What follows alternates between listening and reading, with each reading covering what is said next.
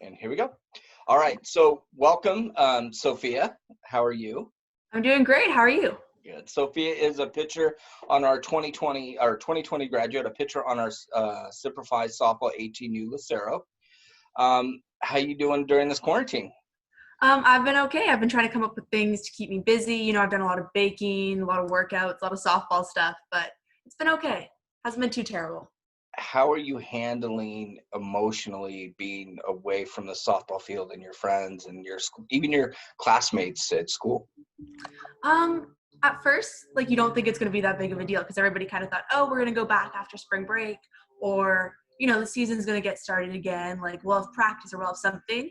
And as you keep hitting all these milestones and then nothing changes and you're still kind of by yourself, it's really hard because, you want to see these friends. You want to see your teammates. You want to be back on the field balling out with them, and you just can't. So it was really rough, but we're getting to a point now where I feel very hopeful for the future and that we're all going to be on the field soon. So I think it's okay. Now, you didn't, as we mentioned earlier, you didn't get your senior day game, get to do your speech, which on ours at West Valley, we do a speech. The girls come walking in with their parents. We hand flowers and they say something to their teammates. Along with that, I don't know how your school is doing the graduation. Are you doing yours virtually? Are you doing yours? How are you guys handling your graduation? Anything. I know we got signs that say seniors 2020, but I haven't heard if we're doing virtual grad, if we're doing drive-through grad. I know a lot of ideas have been thrown around, but there's been no confirmation yet. How was that affecting you? I mean, the whole time you were thinking, I get to go on stage, shake the principal's hand, get my diploma. My parents are going to cry. They're going to take photos. They're going to anyways. Don't get me wrong. Yeah. But how are you handling having to miss that in this day and age? It's the funniest thing for me personally because it's turned into this weird full circle moment. I started high school online. I started doing online school for 9th grade and half of 10th grade. And so even though I'm really missing all of these things, I don't have a cap and gown. I'm not going to walk across the stage in all those ways. I started school online. So it's come full circle in the weirdest of ways. Now, how long have you done regular school? So you're saying from halfway your sophomore year? Or? So I did elementary school and middle school, and then just where we were living and what worked with our lifestyle at the time, I started doing online school just to have the flexibility, and I got the opportunity to take some different classes and stuff. And then when we moved here to play softball and to just go to school and kind of finish all that, I went to CDM. Now, when you say you moved here, where'd you move from? I moved here from Canada, hence the nickname Canada. Put it all together for you. Okay. Do you miss that? Do you miss Canada? Do you go back? Yeah, we haven't been back in a while, but yeah, there's a lot of things I miss, like Timbits and Tim Hortons and family, because everybody's still up there. But the beach isn't too bad, so it evens out. It's funny. I'm a big How I Met Your Mother fan, and Robin Shabosky is from Canada, and they tease her through this whole thing. And so when you say Tim Horton, I immediately go back to those jokes about it. Don't it? I think that is one of the shows that makes Canada jokes that I laugh so hard at. I think they're really funny. Are you afraid of the dark? No. Like in the show? I know. Oh, that's comedy gold. All right. Well, anywho, and you actually back to Canada, did they or did they not, in the news article that was written about you recently while you were pitching at your high school? Did they or did they not reference Canada? They did, and it started with Amaris, who used to play with Coach Lucero, and at school and on the high school team there were 2 Sophias, so I got the name of Canada. And then I came out to play with Coach John, and she was like, "Hey, everybody, this is my friend Canada," and it stuck. All right. So you started off with Coach John and Semper Fi Bulldogs. I know you had actually was with Coach Howard for a little while. And how did that come about? How did your journey to Simplify Sport or Simplify Softball? I keep saying sports because we have so many different things to do for our program. But for Simplify Softball, how did that come about for you? So I was playing on another team that summer, and we had an off weekend, and I got a text from my pitching coach, Susie Para, saying, they need a pitcher for this weekend. They need a pickup player.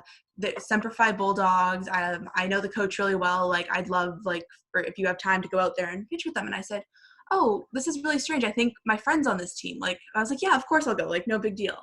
And we ended up getting out there, and it was such like an instant fit in a way with Coach John. And he just like really pointed out some of the things that I needed for my future. And like, he was really already on board from day one, it felt like. And it was just a perfect fit. That's how I found it. And I just said, okay, this is where I'm staying. This is the family I want to be with to finish my softball career. Now, how did them having so much relationship with our first responders and our military as a program, how did that affect you? I mean, is it something that helped drive you to wanting to be a part of this organization? You know what? It did, and especially just the way Coach John talks about it and makes it seem like not makes it seem, it is such an important thing, and they're such important people, and to be able to contribute and give back, no matter where you are in the world, these people are crucial to the way we get to live our lives day by day. And it just, I think, reinforces the feeling of family and that we're playing softball for more than ourselves. And I love that. That's amazing. That's a great answer. Now, how old were you when you picked up a softball and started playing it competitively? Playing it competitively, I was probably 12 when I started like pitching like regularly competitively and said, this is something I want to do. But I'd like played like t-ball and like little league and stuff before, but I didn't really start focusing on it. I didn't even start pitching until I was like 11 or 12. Okay. Now, I've had the chance to be in the dugout with you, and I think you're amazing. You always have such a smile on your face. Is that smile because you're getting to play the game that you love, or is it because of the camaraderie that you built during that time period? Oh, it's all of the above, like softball has been one constant, like no matter where I've lived, no matter what country I've played softball in, it's the same game. And it's a game that brings me so much joy and so much happiness. But, to sit in the dugout and have everybody with me and on the same team, that's just a feeling that you can't get anywhere else. Like, and these are girls who I've built lifelong connections with. Now, you have gone through your travel to get to where you're going. We'll talk about that in just a minute. But we are looking at what was the hardest thing to overcome, and how much did God influence you or your religion influence you to continue through and get to where you're going to go for college? A lot, I would say. Actually, spirituality is a big part of my family and of my life. And I just think for me, it was this weird mental barrier of trusting that everything works out. Like, you're going to put in all this hard work. And I was sitting in my garage in -20 in Canada, practicing pitching and doing all this stuff. And I was like, why am I doing this? Like, what is this going to lead to? And when I found out we were moving to California, I was like, how am I going to pitch like in Southern California softball? Like, there was all these mental blocks. And my dad sat down and he was like, you don't know where this is going to go. You don't know like what opportunities can come from this. Like, just, you love it, keep doing it for that reason and see where this goes. And he just said, trust that everything works out. Trust that there's a plan for you. Trust that this is all going to unfold in your best interest. And it really did at the end of the day. And I'm so thankful that I had people to guide me in that trust and in that path, that there was going to be more. The people that, speaking of guiding, who would you say, I mean, who are the people that you would say that really took you and kept pushing you through the hard times, like you had mentioned, trying to pitch in a parka, I'm assuming, in -20? It stemmed from my dad watching YouTube videos and helping me out. It really stemmed from him. And, I went and played the summer of before my freshman year and the summer of before my sophomore year. Yeah. I went and played travel ball in Spokane, Washington. And the coach there. Wait. Well, I was born in Spokane, Washington. Really? Yeah. We lived there briefly. How? Okay. I was born there and brought over here. Coach Monty, we've been together for a while now, and I didn't know that.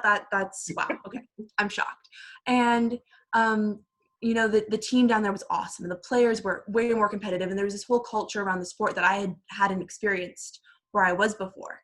And the coach there, Coach Jamie Tibbetts, just really, believed in me and gave me an opportunity. And that was huge in just pushing me further and making me think that, okay, I can do this. Like, this is something that's not unattainable. So those were the two first, my dad and Coach Tibbetts, who really, really helped me. But when I got here, Susie Para, of course, like pitching legend, just so much from her as well, like just driving me and getting me to be the best player I can be. And then obviously you guys with Semper and Coach John and Coach Howard. So how did, when you got to us, or to Coach John, What was it that you started having, you've always had schools look at you. What was it that made you pick NYU? Um, I went to so many schools in California. I went to schools in Texas along the East Coast.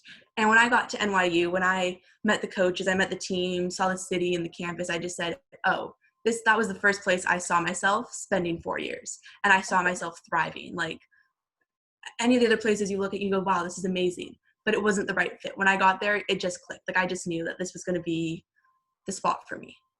Now, you have played in PGF, you played in, the Triple Crown showcases, things like that. When did NYU pop up on your radar? So I had some email dialogue, sent them my video that we had done, and I met Coach James again at Zoom into June at the All Academic Games, and so we kind of established some dialogue there, and then the week after that, I went to Head First Honor Roll, the camp. Right. It was in Chino Hills, and that's when we really talked. He saw me pitch in a bunch of games, and that's where that communication just hit off. And then I said, okay, I'm going to come visit your school, and everything got tied up and wrapped up in September. Now, when you were going through this process, I know there was some times where you maybe thought that it wasn't going to work, something wasn't going to work out. How did you overcome that? That's a really good question. I think it kind of stems back to that original point where I was talking about is there is always a plan and things always work out in your best interest. And at times that can be like the hardest thing to believe because you don't see it yourself yet. You don't know all the options and you don't know what the end result looks like. So there's a lot of times where I was feeling like, oh my gosh, this is never going to work. I'm never going to get to where I want. And I was feeling really like despair, you could almost call it. But just that belief and that trusting that I'm put in all this work, I'm going to end up where I'm supposed to be, it really paid off in the end. And you can really see it as new opportunities kept coming as I continued down the road. So you're finally got to your school, your NYU, which you fell in love with. Mm-hmm. And I'm assuming that you are going to be okay pitching in the cold because you're on the East Coast. And I have a daughter that plays out there, so I know they're going to be cold. I have girls that I've coached before that at Boston College, and I have another one with my daughter up at Mercy. They're both on the East Coast, and snow is snow, and it's there during spring. So, but you being in Canada, there shouldn't be any problem.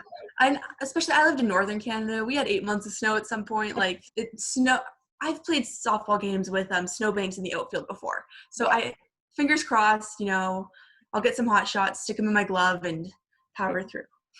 Now, you get a chance now to take some time right now to kind of thank some people because, like I said, you didn't get that opportunity. So we want to take advantage of this right now in our senior spotlight. So Canada. So here's an opportunity from your parents on. Go ahead. Just to thank everybody. I'll start with my parents. I mean, none of this would happen without them. And my brother, like he's been through this with all of us and his constant support. And my parents, like I would not have gotten anywhere if they hadn't been behind me. But beyond that, I'd love to thank Coach John. I have so much gratitude for him and everything he's done for me. I can't even begin to repay that or tell him how thankful I am.